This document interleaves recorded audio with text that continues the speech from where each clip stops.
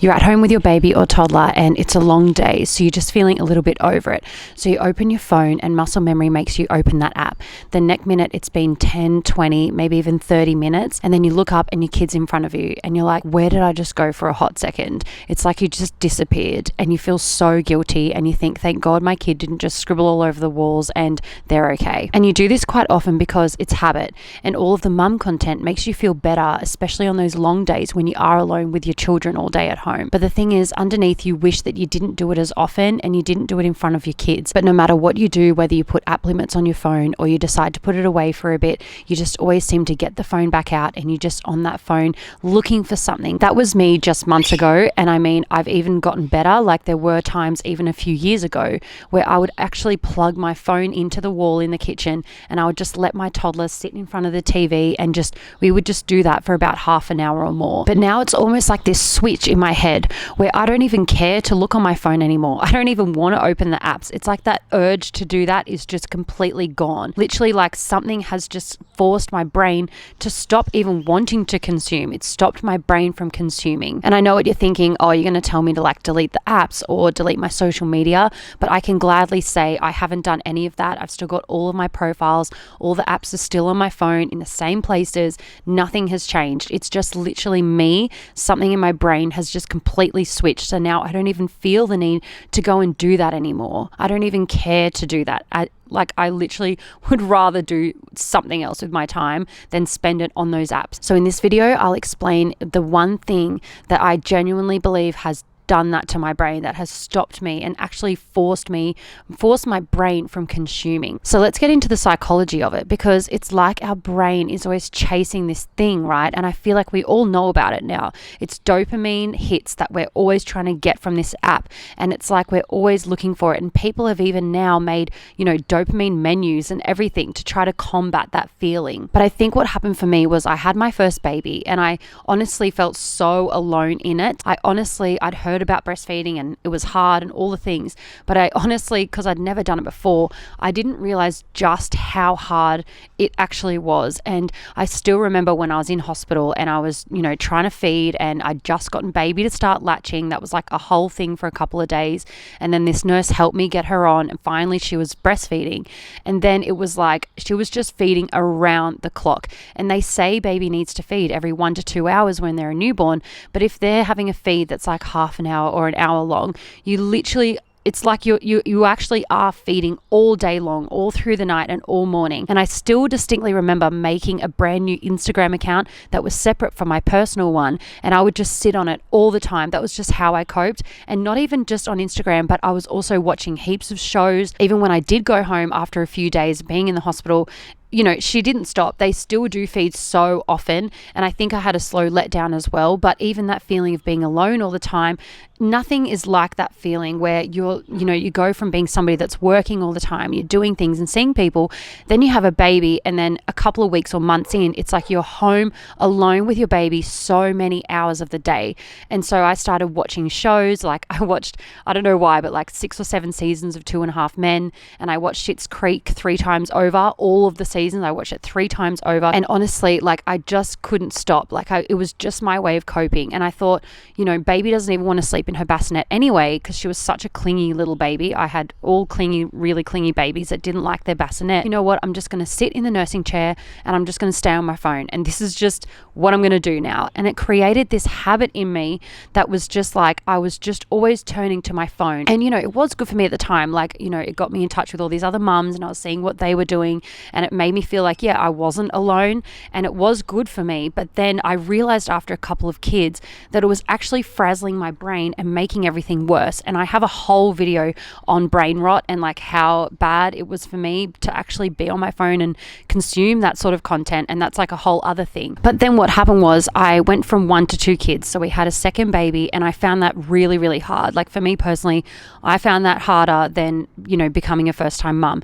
And what would happen was I'd be feeding my my little newborn, and then I would just give my toddler the phone. If she was like being really particularly difficult, wanted, extra attention, or just getting annoyed that I was always with the baby, I would just put on some ABC Kids.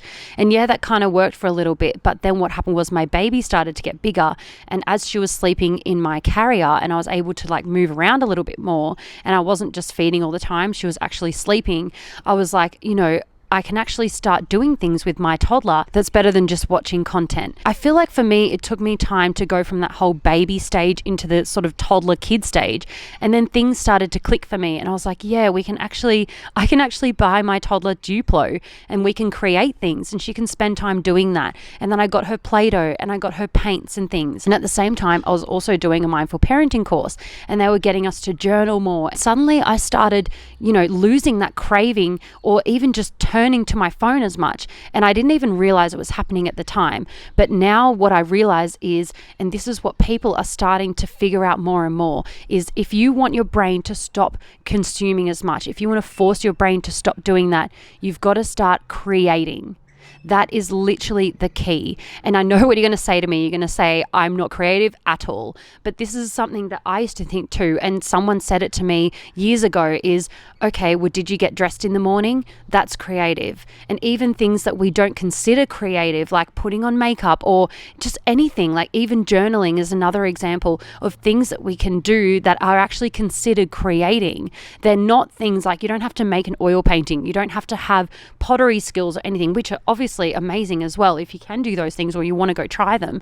But like even just these little things that we can incorporate into our day-to-day, things like making Duplo are actually forms of creating. I even read it in a parenting book recently which said how good it is for your kids to do things that are not attached to a certain outcome. They're done just for joy, things that we can create, like playing with blocks and things like that with them. Even things like maybe doing a puzzle, but even that might be a bit too attached to, making something that's like getting to the end result. This is just making things for the sake of making them, for the sake of expression. I feel like these days we're so like stuck in hustle mode and everything we do is so connected to a certain outcome, and it's like, to do with our performance and how well we can perform and what we can achieve. And that's just so deeply embedded in our society now, but we've lost touch with this sense of just doing things just because, and our self-worth coming from this feeling of like, but I am worthy just because I am here, just because I am alive.